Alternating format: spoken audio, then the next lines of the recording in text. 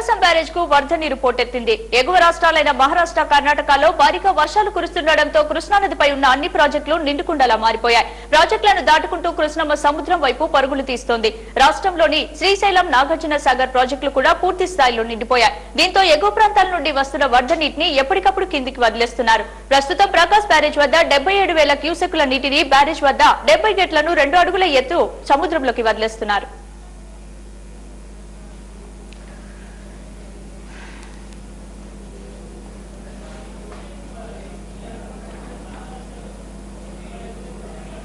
ఇక ఇదే విషయానికి సంబంధించి మరింత సమాచారాన్ని మా విశాఖ రిపోర్టర్ రామకృష్ణ అందిస్తారు.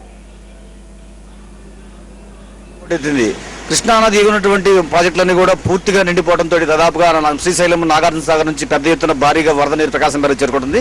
ఈ నేపథ్యంలో ప్రకాశం బ్యారేజ్ ఉన్నటువంటి 70 గేట్లను కూడా ఎత్తివేసి ఆ 70 గేట్ల నుంచి కూడా వరద నీటిని పూర్తిగా కూడా బయటకు వదిలేస్తా ఉన్నారు. ప్రకాశం బ్యారేజీకి ప్రస్తుతం చూసుకుంటే కనుక లక్షలాది క్యూసెక్కుల వరద నీరు పోటెత్తున్నటువంటి పరిస్థితి కనిపిస్తా ఉంది. ఇదంతా కూడా దాదాపుగా నిన్న మధ్యాహ్నం నుంచి కూడా ఈ వరద నీరు రావడంతో ప్రకాశం బ్యారేజ్ ఉన్నటువంటి 70 గేట్లను కూడా అధికారులు నిన్న అడుగు మేర ఎత్తారు. ఇలా అయితే కనుక ఈ రోజు 40 గేట్లను అయితే కనుక 2 అడుగుల మేర ఎత్తేసేసి ఈ ప్రకాశం బ్యారేజీకి వస్తున్నటువంటి వరద నీటిని సముద్రంలోకి వెళ్తున్నారు. వాస్తవాన్ని చూసుకుంటే కనుక ఈ రోజు వరకు కూడా ప్రకాశం బ్యారేజీ ఆధారితమైనటువంటి కృష్ణా డెల్టాకు పెద్ద ఎత్తున సాగునీటి సమస్యతో తలెత్తింది. ఇటు అధికారులు కానీ అటు ప్రభుత్వం కానీ ఏమాత్రం కూడా సాగునీటి సమస్యను పరిష్కరించి తీసుకు కూడా ఏమాత్రం కూడా ప్రయత్నాలు చేయలేదు. ప్రకాశం బ్యారేజీ అదేవిధంగా నాగార్జున సాగర్ వదిలినటువంటి వరద నీటిని వదిలించి కృష్ణా డెల్టాకు నీరిచ్చే ప్రయత్నంలో అధికారులు అటు ప్రభుత్వం కూడా పూర్తిగా విఫలమైందని చెప్పుకోవచ్చు.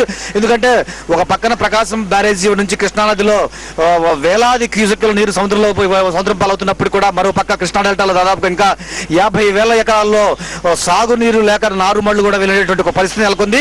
అదేవిధంగా ప్రకాశం బ్యారేజీకి అదేవిధంగా కృష్ణా డెల్టాకి సాగునీటి స్థిరీకరణ కోసం ఏదైతే పులిచింతల ప్రాజెక్టు నిర్మించారో పులిచింతల ప్రాజెక్టు వద్ద కూడా పూర్తి స్థాయిలో నీటిని నిల్వ చేసే పరిస్థితి లేదు. ఎందుకంటే పులిచింతల దగ్గర ఉన్నటువంటి నిర్మాణంలో పూర్తయినప్పుడు కూడా ఆ పులిచింతల్లో ఎవరైతే ముంపు బాధితులు ఉన్నారో నిర్వాసితులు వారందరికీ కూడా పునర్వాసం పూర్తి స్థాయిలో కల్పించలేదు. దీంతో తమకు పునరావాసం కల్పించకుండా తమ ప్రాంతాల్లోంచి తమకు ప్రత్యేకటువంటి ఏర్పాట్లు చేయకుండా కనుక మన పులిచింతల వద్ద కనుక భారీగా కనుక నీరు నిల్వ చేస్తే కనుక తమ గ్రామాలు తమ మునిగిపోతాయి, తమ పంట పొలాలు మునిగిపోతాయి, తాము పూర్తిగా కూడా నష్టపోదని చెప్పేసి వాళ్ళంతా ఆందోళన చేస్తున్నారు. ఇందులో భాగంగా నల్గొండ జిల్లాలో కూడా పులిచింతల ప్రాజెక్టు ముంపు ప్రాంతాల్లో ఉన్నటువంటి నేపథ్యంలో అటు తెలంగాణ ప్రభుత్వం కూడా ఇటు ఆంధ్రప్రదేశ్ ప్రభుత్వానికి కూడా స్పష్టమైనటువంటి లేఖ రాసింది.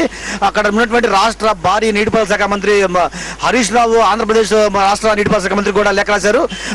పులిచింతల వద్ద ఇటువంటి పరిస్థితుల్లో కూడా నిర్వాసితులు గ్రామాలు మునిగిపోయే స్థాయిలో నీటి నిల్వ చేయాలని చెప్పారు. దీంతో పులిచింతల వద్ద వాస్తవానికి 11 టీఎంసీల నీటిని నిల్వ చేయాలని చెప్పేసి అధికారులు భావించారు. ఆ స్థాయిలో నిల్వ చేస్తే కనుక గ్రామాలు మునిగిపోయే పరిస్థితి ఉంది. అయితే పులిచింతల పూర్తి సామర్థ్యం చూసుకుంటే కనుక 47 టీఎంసీల నీటిలో సామర్థ్యం ఉంది. అయితే ప్రస్తుతం 11 టీఎంసీలు కూడా నిల్వ కేవలం 8 నుంచి 9 టీఎంసీలు నీరు నిల్వ చేస్తున్నారు. ఈ 8-9 టీఎంసీల నిల్వకే పులిచింతల ముంపు ప్రాంతాలైనటువంటి గ్రామాలు కూడా నీళ్లు పెద్ద ఎత్తున వెళ్తున్న పరిస్థితి. ఈ నేపథ్యంలో పులిచింతల వద్ద ఇక సాగునీటికి నిల్వ చేసేటువంటి వాతావరణం లేనటువంటి నేపథ్యంలో ప్రకాశం బ్యారేజీకి నీటిని వదిలేస్తున్నారు. పులిచింతల వద్ద దాదాపుగా 9 గేట్లు ఎత్తేసేసి ప్రకాశం బ్యారేజీకి నాగార్జున సాగర్ నుంచి వస్తున్నటువంటి వరద నీటిని వదిలిపెట్టారు. సాగర్ నుంచి వస్తున్నటువంటి వరద నీరు ప్రకాశం బ్యారేజీ చేరుకొని ప్రకాశం బ్యారేజీ కృష్ణా నది పైన ఉన్నటువంటి చెట్ట చివర అదే మొట్టమొదటి ఈ ప్రాజెక్టు కూడా ఈ ప్రాజెక్టు దాటిన తర్వాత ఇక కృష్ణా నదిలో వచ్చే వరద నీటిని ఏ మాత్రం కూడా ఎక్కడ కూడా ఆపేందుకు వీల్లేదు. ప్రకాశం బ్యారేజీ వద్ద గేట్లు తెచ్చుకొని వెళ్తున్నటువంటి కృష్ణా వరద నీరు ఇక సముద్రం పాలు కావాల్సిన పరిస్థితి ఉంది.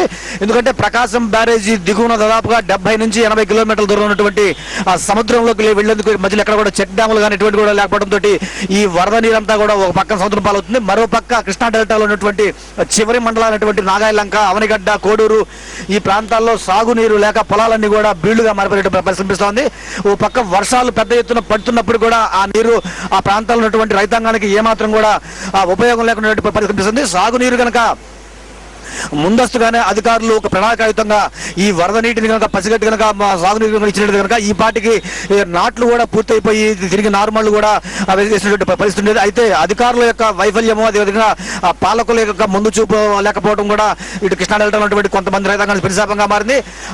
ఏది ఏమైనప్పటికీ కూడా కృష్ణా డెల్టాకి నీరు లేక రైతులు పెద్ద ఎత్తున ఇబ్బంది పడతా ఉంటే ఈ రోజున కృష్ణా నదిలో ఉన్నటువంటి వరద నీరు పోటెత్తి అటు ఆల్మట్టి నుంచి నారాయణపుర, జూరాల, శ్రీశైలం, నాగార్జున సాగర్ దాటుకొని కృష్ణమ్మ పరవళ్లు తొక్కుతా పెద్ద ఎత్తున ప్రకాశం బ్యారేజీ దూసుకొస్తా ఉంది.